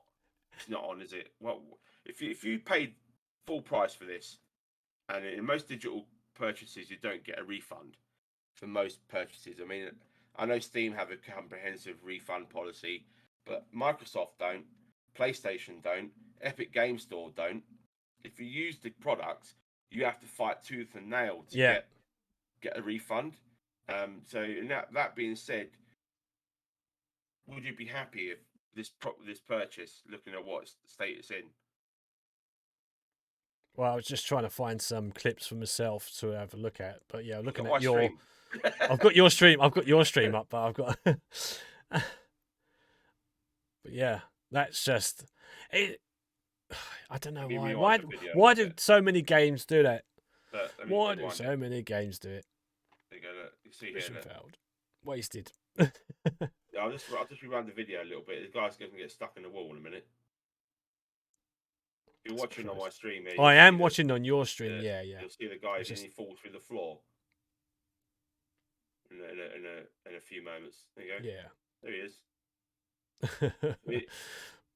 I mean, this is like 34 quid, £30, something like that. That's not. Again, No, I know it's taking up a lot of time, but would you be happy with that? See, I think the problem is we were just talking about how to bring, you bring back games. I think in the first episode we were talking about Metal Gear Solid. Yeah. Do a good job of it, because like if you're going to get something like this, don't bother doing it. Yeah. Do not do it. Don't do it. Like this is going to become a big rant now. I can see it. Yeah. Yeah. So if you're gonna remaster a game, then I think you should do it like. Do a good job, please. Just do a good job. Otherwise, don't bother, because what you're going to end up with is what we've just experienced now, of seeing people glitching through walls, which was never in the original release. You think, oh, I'm watching your. I keep looking at your stream, and I've got it up as well. Just for anyone who's watching on mine, I think there's two different videos. So what we're talking about isn't necessarily what we can see from what you're saying, but ultimately it's the same kind of thing. I'm just seeing so many different things happening in this game. It's awful. But yeah, don't remaster a game unless you're prepared to actually put money into it, because it's stupid. It's a stupid. I can't help but watch this absolute horrible horror show. It's awful. Oh, it's disheartening. It's very disgusting. It's very disgusting. It's like the laziness and the sheer gall of the company. And this to is release why it in this state. Rockstar have retracted it. You said. Yeah. Well, they need to do. Yeah. What about? Do we know if will people get purchase it? Would it? I guess they've got to get a full refund, or at the moment they're not refunding anything, as far as I can tell. There's a lot of uproar about it, but I'm not 100% on that. But from what I was reading a few days ago, Rockstar were adamant there was nothing wrong with the game. Yeah. So, if they're arguing like that in news outlets, they're going to be arguing with refunds and stuff, aren't they? Yeah. So I can only assume, and this is only an assumption, that they're being twats about refunds and things, because money, and they want, that's the problem, isn't it? No effort, all the money and no effort.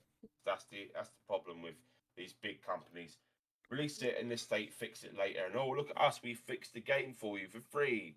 How about you didn't release it in that state in the first place? Took an extra 6 months to actually quality test it, actually employ people to actually fix the bloody game before you release it, and then maybe this all could be avoided, and maybe we won't have such a negative landscape, and we'd be positive rather than saying, what F is this? It's not acceptable. It's not acceptable. And it was one of their, before 5, I think it was probably one of the better ones. It was the one that launched launched them on the map. It was, wasn't it? Yeah. One of the games. It was the game that made 4 what it was. So you had San Andreas, and because that was so good, number 4 came out and was then massively received positively. And then the modding community made that infinitely better, and then they brought out number 5. Yeah. And we've had number 5 for like 25 years now. And they've got lazy. There's no other way to describe it. They have got lazy. They don't care about the fan base. This is blatantly obvious they don't care about the fan base. It, There's nothing that says big F you, we don't care, than releasing a game in this state and then saying there's nothing wrong with it. What do you when they're think? clearly, yeah, no, it's just I can't even watch it anymore. I'm going to turn that off. I've So paused it. I can't. I can't, It's can't, making me angry. It's I making me angry, man. can't. It's getting angry. So you're fortunate if you are just listening to this, then you've spared your eyes and your All right. brain from Yeah. a massive like shock of Nightmare seeing fuel. the most, yeah, just the most horrid. I'm going to actually close YouTube now. I can't even. Yeah. I'm not Yeah. even going back to it. So whilst we Disgusting.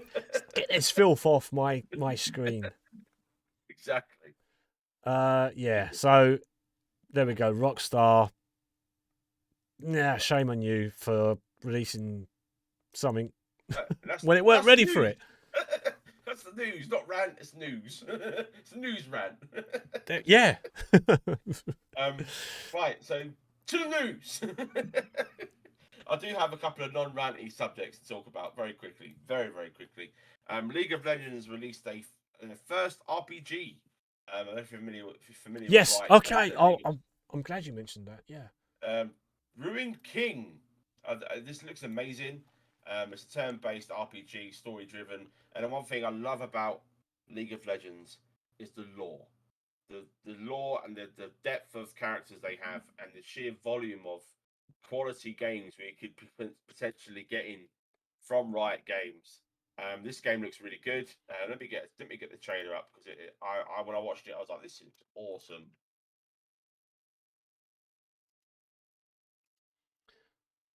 This is League of Legends. Yeah, League of Yeah. Legends. Yeah. I'm glad you actually mentioned it because It's come out today. £25. and that's called. Was it? What was the new thing that came out? Sorry, I missed what you said. The Ruined King. Ruined King. Yeah. Yeah. So you get a team of people from characters from the League of Legends lore, and it's a turn-based game. It's very Yeah. reminiscent to a favourite game of mine. Oh, what's it called? Night War. Battle Chasers Night War. It looks in a very similar style to them. I don't know if it's the same development team behind that, but this looks like it's the same sort of thing with the open world, there's puzzles and stuff, and it looks very similar to that. That is one of my favourite games of all time, and this looks like exactly like it. So I can't Yeah. wait to get my hands on it and play it, and I'm probably going to stream it if I get my hands on it. But No, yeah, it looks amazing. it And does. Yeah. I would highly recommend if you're a big fan of RPGs, team-based RPGs as well, like Final Fantasy style, Final Fantasy Tactics. You will like this game, and it's graphically it looks really good. And one thing I will say about Riot Games is their voice acting and sound design is probably the best in the business. Without being big-headed, they they are literally amazing. If you followed any of their stuff they've done, like the animated movies, the shorts on their channel, and the Yeah. new show Arcane on Netflix, which is I know it's nothing to do with gaming, but it's a gaming based on Oh, it's game. gaming. Yeah. It's an amazing show, and I would highly recommend you watch that. The actual game itself, League of Legends, is an acquired taste. I won't go into much about that, but it's free Yeah. to play. If So if you want to see what all the fuss is about, go and download it. it's on a your good phone. MOBA. Yeah, it's a MOBA. It's the leading MOBA. It's the only MOBA worth playing. To be honest. It is. It's a good. I play it cooperatively. I don't play against people because I'm not a nut sadist. I no, I can't say no because I play it as well. There's You have to add me. You'll have to add I'll me. have to add you onto it on Play the against the yeah. computer together. I can't play against people, man. I It's can't. just too. I will say it is a bit nasty. It's an acquired. Yeah, PvP thing. is nasty. There's no other way around it. PvP is not the way to play the game if you're new to the game. Going against bots, play against bots, make some friends via that way. No stakes. You still get rewards. You still got the dailies. You still got the free unlocks, Yeah. free character unlocks, Yeah. all that stuff, which is all good. yeah, it's turning into a plug for League of Legends right now. But Why not? it's Got to have it's some got positivity. the main thing. It's got Miss Fortune in it, who's my all-time So, favorite character yeah. in League of Legends. Right, and there's a couple of other favorites I have as well. Vi is a new one from the Arcane show. She's amazing, and I love the characters and the lore behind it all. Um, I haven't been into it for a little while, but I would recommend anyone check this game out. Check out League of Legends. Check out the other games they have. They've got card games. They've got a new platformer coming out as well. So musical based platform game called Hex Tech Mayhem, where they literally control this little goblin dude and you literally jump to a rhythm and you have to get through the stage without getting hit, which is quite unique. With another thing, if you like platform and music type based games, you'll probably enjoy that. And I said about Battle Chasers Night War. Oh, I don't have it on my part. Oh my god, I'm an idiot. He's wearing a Battle Chasers Night War T-shirt. One of the developers. All right. Oh, I didn't have it on my screen. I'm so sorry. I'm talking about it, and I don't have it on my screen. Let me restart that. Right. But yeah, they also Yeah. have a auto chest, which I quite enjoy playing. Yes. I Yes. I actually because I played Dota's auto chest, so I was kind of familiar before League. I didn't know League had it, so I was like, oh, if League's got it, then I'm just going to get rid of the other one because then I like the auto chest. I get quite far in it because I know how I kind of get the mechanics of it. So it's the only part of League I'm good at. but the rest of it I'm not great at it. We'll have So to play it on stream. yeah, we're gonna yeah. Now, I said it looks like Night Chase Battle War Night. It is the dev team that made it. Yeah. That's why they're all wearing the Battle Chaser t-shirts.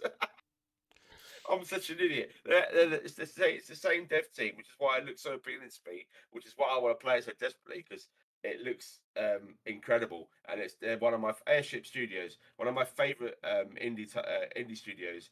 Um, if you haven't played uh, Battle Chasers Night War, go and buy it. It's like £3. It is literally one of the best RPGs ever made. And I know I'm plugging here instead of because it's not news, but it's amazing. Please go and play that game. I've bought it 5 times. I've got it on the PC, Xbox, PlayStation. I've got it on the Switch. It's a must-have game. Right, that's it. Plug over. Right, right. So League of Legends that's come out. Definitely worth checking that out. Sorry, I got excited. That's okay. That's Development great. team. It's We one of my can, favorite we developers. can lift the end of the podcast quite well there, can't we? We've gone from quite a somber start Positive. to a positive. Yeah, exactly. Yeah. So That's and we've got a few other things I can talk about if we've got time. I think we can squeeze it in. yeah, could you squeeze Um, that in? Squeeze we more can in. squeeze it in. Why not? Why not? I can talk for days. Right. So we're going to finish up with a couple of bits. Dragon Ball Z has a new game coming out called The Breakers. Let me get the trailer up. And I'm a big anime fan. I know Steve's not a big anime fan, but this is basically Dead by Daylight Dragon Ball Z edition. So if you're familiar with Dead by Daylight, if you're Yeah. not familiar with Dead by Daylight, it's predominantly a 1 versus 5 or 4 situation. This game is quite unique in the fact that you don't play any of the superpowered characters from the show. You play a generic human, and the world is being attacked by the main bad guys. So Cell, it takes place in where Cell is hunting humans and sucking them dry, not in a good way, and it's sucking the life force out of them All right. and killing them. And you basically got to escape him, and he can fly, shoot beams, blow up buildings, fly at the speed of sound. So you've got to outwit him and try and survive and get to the time machine to escape. So it's a unique Dragon Ball Z survival game, which in concept It sounds pretty good, and everyone's played by a player. So Cell or whatever protagonist, antagonist Yeah. is played by a player, and then you have 7 other players, humans, who are played by other players, and you all have to work together to escape. It looks quite interesting. I'm not sure if it would be my cup of tea. I mean, playing a Cell and going around sucking out humans would probably be quite fun.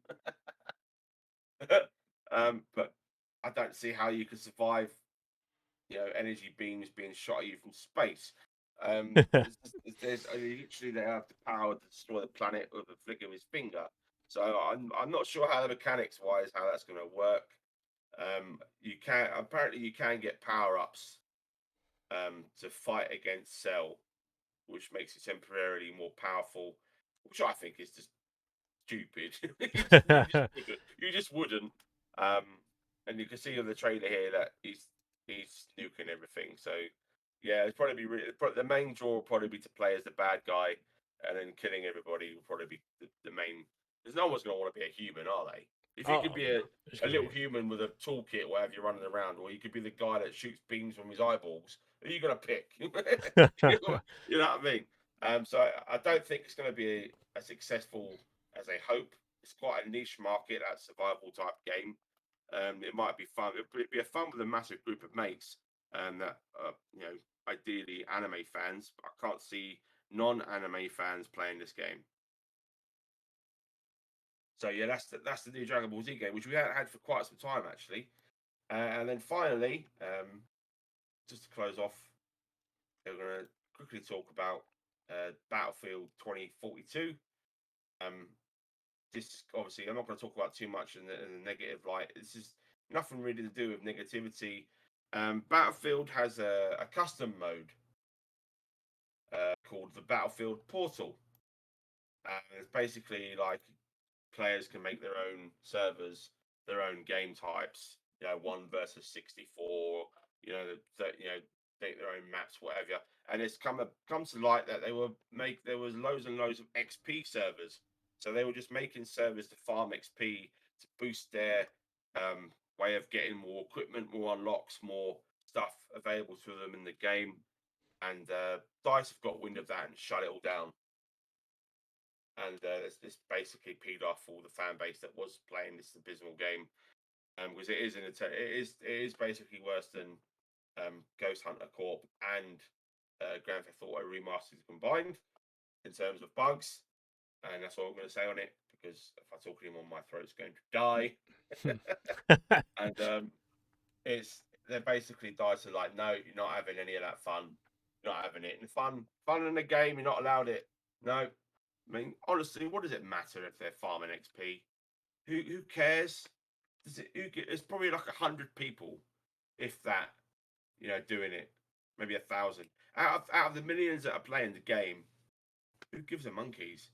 You know what I mean? The things that these companies worry about and tap down on just makes no sense to me. Just let them have their fun.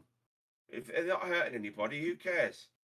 What advantage are they going to have over everyone else? They're not going to have any advantage, are they, other than cosmetics? Yeah. Unless there's something in that XP thing they're not telling us, or whether I don't know about. Gives you access to like an ultimate gun or something. Yeah. I Behind a wouldn't know. paid wall or something, and Yeah, it's yeah, like exactly. Yeah. So that's when it's spoilt. yeah. So Dice, grow up. Stop being idiots about stuff. Just let fans be fans. Let them do what they want. It doesn't. Unless, like I said, unless they're hurting anybody, it doesn't matter. It doesn't matter. And yeah, that's Dice. Basically, like, you can't have it. You're not allowed it. We're throwing our dummies out the pram. Go away now. And yeah, that's pretty much the fan base. It did play the game and now switched to Call of Duty.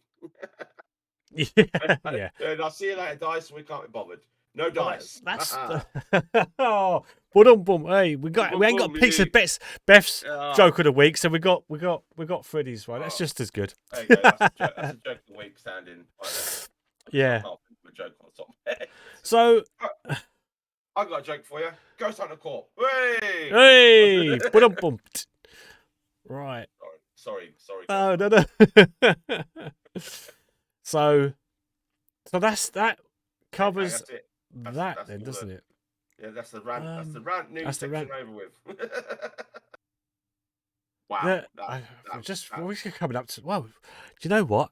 I think we've just made it. Running the service, we just made it to the end of the podcast. You know that? yeah, It's just crazy. that's it. We did miss you, Beth. If you're listening, and I'm sure Get you well soon, Beth. get well We'll soon. miss But we definitely missed your joke of the week this week. Yeah. But yeah, hopefully Beth's going to be back with us next week, and hopefully you're going to be a lot more better as well, Freddie as well. Fingers crossed. Yeah. Fingers crossed. Get rid of all that lurgies. Excuse me. But yeah, we should be back as a threesome next week. Hey. So yeah, that's all we got time for, really. Unless you wanted to add anything else to the. Oh, I did actually. Yeah. Did you want to bring something else in before we end? Yeah. Prematurely. I did actually.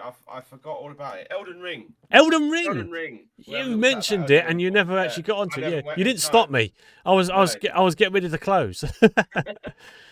I'm glad you mentioned that. Yeah. Section. We'll have an encore. Elden Ring. Oh, there we go. This is the encore. This is the. So yeah. Encore. Let me get that gameplay up for Elden Ring. So Elden Ring. That actually looks kind of like it could be quite good as well. It's a Souls-like dark fantasy RPG. So it's going to be kind of. World. It's going to be. It's going to be massive. Yeah. Massive open world game. That's what we want. Well, hopefully with a player base. Yeah, I'm gonna steal footage from one of my favorite streamers here, Maximilian Dude, who's playing he's currently playing the closed network test. Yeah. This is his second video on it, so I am just rolling the trailer. This game looks incredible. If you're a Souls game fan, if you're not familiar what they are, they're made by From Software. Put Souls games on the map. So you can remember Dark Souls 1, 2, and 3, Bloodborne, Sekiro. I think that's the main games they've made from Software. They didn't do Demon Souls. That was done by Blue Byte on the PlayStation. It looks 5. It looks awesome. And I think this darks back to Curse of the Dead Gods difficulty in terms of the style. It's very difficult. It's easy to pick up, difficult to master. Yeah. This game looks a little bit easier, at least in the open world aspect, with regards to the previous games. I'm currently playing through Dark Souls 3 again because of this game, and in preparation to try and get better at the games. And this looks incredible. This game has a full customization in terms of crafting. You can make your own character. The open world is written by J.R. Tolkien. Tolkien, yeah, from Game of Thrones. Okay, so he's done the whole kit and caboodle with the story, the lore, and it's like I think it's like a 60-hour base game minimum, and that's just without the exploration. The game has massive castles, massive dungeons that you would find in most fantasy games, and there is a full based co-op this time. You can just summon people and play co-op with them this time instead of having a limit on what they can do. You can just summon people in and play with them, which I think is a massive step up in the Souls games. And I would love to, if you ever pick it up, Steve, I'll definitely pick it up and we'll definitely play co-op. Oh, you might be able to twist my arm, I reckon.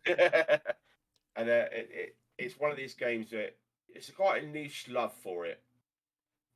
And that's where the whole get good scrub comes from. These sort of games. And it is literally die, repeat, learn. And it can be very frustrating, these sort of games, but more often than not, they are quite rewarding. And I did find myself getting very happy with my progress in Demon Souls. Now, I just traded it in because I'm a twit, but it's definitely worth keeping if you have any. If you have the original Dark Souls is on Game Pass, first one. So if you have Game Pass, you can play Dark Souls now. Yeah. I think number 2 is coming soon as well. the best one for me is number 3, and that's, I think you can buy it for about £7.99 if you want to taste what the Elden Ring is going to be like. This is scheduled to come out. I think it's either March or February next It's year. February. Well, we've got a date release on this is 24th February next year. I thought it was February. Yeah. Oh man, and we've got Shifu comes out as well. Oh, there's going to be so much coming out at the same time. Coming out in February, so February is going to be a good golden month for games. So games, yeah, Elden Ring is basically you're a tarnished, and you're basically banished to this world, and you've got to find your way out of it, and you've got to like stop some sort of Armageddon as well. So that's the common storyline. It's quite a generic storyline. You're the chosen one. You've got to stop the world from ending, and I'm guaranteed there's going to be more lore than that to the game. But that's basically the gist of it is that I can gather, and they've expanded upon the soul game mechanic. So when you defeat bosses and stuff, they give you augments for your weapons. Yeah. Which will either give you like a plus and a minus. Like there's one weapon from what I've seen in the footage. It goes on your shield, gives you a holy shield, and that removes some of your defense and natural defense towards things, but gives you a heal. So you can infinitely heal yourself as long as you've got the MP to do so. So there's going to be trades and cons with things like that in terms of abilities. There's weapons that give you that weapons that will have a thunder ability. So you can one weapon, a sword will have a built-in lightning strike, and then you can transfer that lightning strike to the other weapons that you have that you find that are better, augmenting those weapons and giving them a lightning element, etc., etc. So there's a lot of depth to it and a lot of reuse of stuff that you have. There's a lot of games. You'll have a really cool weapon. It will be low level, and you'll find yourself keeping that weapon rather than getting the higher tiers because you love whatever this weapon does. So with this, you can then transfer it to the more powerful weapons, enable you to actually progress properly rather than pigeonholing yourself with like a weak weapon because it looks cool. I do. As I've got this really crap, looking sword, but it has really good stats, and I've got this really amazing looking hammer. Yeah. Like, now I'm keeping the sword. So it's things like that that make this game fun for me, and finding out the builds and the weapons you can do. And this game has a fully, like I said, you can find crafting recipes, and the game encourages open world as well. So you go around, you find encampments. If you clear an encampment, they refill your flasks, so you haven't got to keep going backwards and forwards to the save point to refill your flask, which I think is a very good quality of life improvement. Yeah. One thing I do hate about Dark Souls is if you use all your healing, you've got to run back and reset it all to get your healing back, and then you find yourself in the same situation if you're particularly stuck on a certain mob or something. So clearing the groups and that and getting full flask back, Estus flask back is a very cool mechanic, and I'm looking forward to playing this. And make a date in your library, 24th February 2022. 24th, add it to your wish list. If you there we go, done. Elden Ring, you must become one with the Elden Ring. That's it. That's the little plug I wanted to put in there. For no, I'm glad. No, I do remember you saying, but I just at the start, and I completely forgot. I was like, oh no. But hey, you know what? That wasn't a bad. That wasn't a bad little run we had there. Like, we started off. I just sort of not to repeat myself, but yeah, started off a little bit somber, and then we went up quite well. We ended. I assume now we have ended. Yes. Right, we can end it now. Yeah, good. Die. Because you're gonna have to rest your voice now. Yeah, my throat's going. Yeah. So yeah, there we go. Week 5, episode 5 is pretty much done. The longest one yet. Yay! And it's actually the longest one we've done. Yeah. Which is, that's nothing. That's nothing. We could go on again for another hour. No, I'm joking. I ain't got time. I ain't got time. I wish I could. I ain't got time. I'm running out. I'm gonna run out of stuff. I'm gonna run out of content. Let's say we can never run out of content. I've got content for days. What are you talking about? But no, I think we actually might be a good call to actually end it there. Yes, definitely. So we can actually have something to speak about next week. Hopefully, we will have. Hopefully, we'll have Beth next week. With us. No podcast next week. We spoke about it all today. We've spent everything today. That's the cost of it.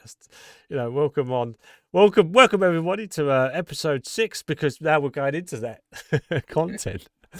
No. This is episode 5. We're just ending.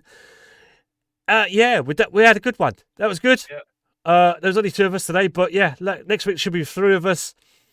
Hopefully. Episode 6 of Sound of Silence. I'm reading enough chatting. I know I shouldn't do that, but yeah, thank you very much, Expense, for being in the chat today. Yeah. For me and for Fruity as well.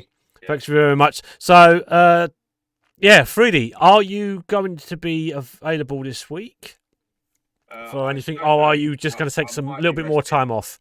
Yeah, I might still be resting. It depends. Okay. Thursday's my son's 6th birthday, so I probably won't be. Okay, that's fine. Anyway, I'll probably be back Saturday. Saturday. Penciling Saturday. Hopefully finishing House of Ashes. I've been trying to finish that for the last 2 weeks. So hopefully I can get to that done. And so the House of Ashes Saturday, and then hopefully back to normal within a week or 2. Good. Hopefully. Well, fingers crossed for you. Hopefully that is the case. So if anyone wants to check out twitch.tv/Fruity Show. I'll be back again myself hopefully on Friday. And depending on how tomorrow goes with my boss, it might be Thursday. Bit of a private joke, but yeah. No, we are going to look at. I'm looking at moving jobs, so that might be, if the podcast changes for any reason, changes days, it'll be because of trying to organise it around days off. So we'll let you know. That is in the future. But so more from me probably on Friday. Twitch.tv/FunnyBitsBoy. We're also available on iTunes. That's Funny Bits Boy and the Bits and Pieces podcast. Subject to change name depending on how many people are using that as a name. I know it is on Spotify. There is quite a few people using the Bits and Pieces podcast as a name. But again, underneath the name of Funny Bits Boy, you should be able to find me there. Also over on Amazon Music and Audible, which is also part of Amazon, so they automatically go up as well. I do have now confirmation of an RSS feed, which allows me to put up even more posts somewhere else. So there's loads of ways that you can find the podcast now, because it just hopefully we might not have a lot of people coming in, but you never know. The actual podcast itself is going to be out there somewhere. So yeah, we're definitely trying to push a lot of platforms, pushing ourselves on a lot of platforms now. So yeah, here, there, everywhere. Yep. You're going to be sick of us. We're going to be around everywhere. But that's it. That's me done for today. I'm gonna continue streaming. Well, I'm going to close the stream and then reopen it for a game. Do you want to join me for a game, or are you going to go off? No, I'll join. No worries. Okay. All right. So we'll load up a game after the end of the podcast. Yeah. But yeah, that's it. That's episode 5 has ended. Thank you very much for being here. And we look forward to seeing you all again next Tuesday at 9. Take care, everyone. Bye-bye.